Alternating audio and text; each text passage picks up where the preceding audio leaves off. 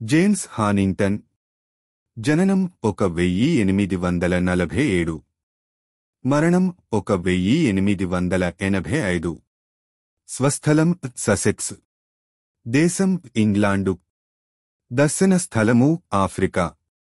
ఆఫ్రికాలోని ఉగాండా అనే ప్రదేశాన్ని ముతేసా అనే రాజు పరిపాలిస్తున్న కాలంలో సువార్తను ప్రకటించుటకు క్రైస్తవ మిషనరీలు అనుమతించబడటమే కాక ప్రోత్సహించబడ్డారు కూడా.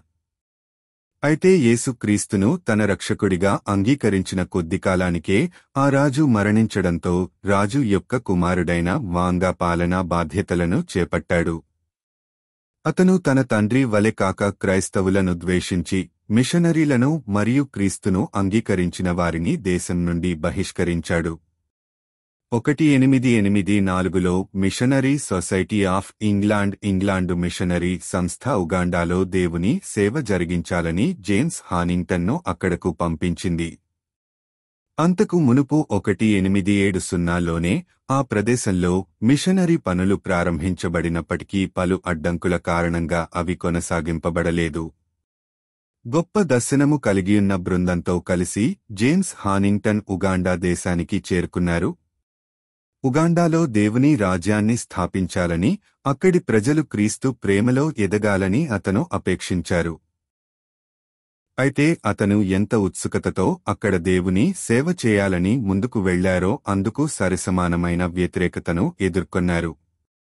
చివరికి 1885 అక్టోబర్ 25 అతను మరియు అతని బృందం వారు పట్టుబడ్డారు.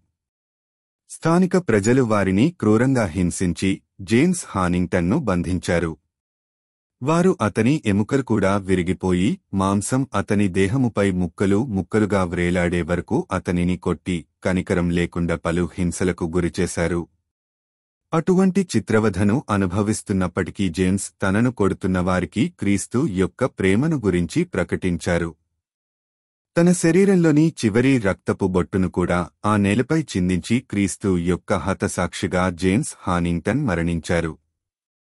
ఉగాండాకు వెళ్లే మార్గాన్ని నా రక్తముతో కొన్నానని వెళ్లి వాంగాకు తెలియచెప్పండి అనునవి తనను చంపిన వారితో అతను పలికిన చివరి మాటలు. నేడు ఆఫ్రికాలోని నూతన దేశాలలో అత్యధిక సంఖ్యలో క్రైస్తవులను కలిగియున్న దేశం ఉగాండాయే.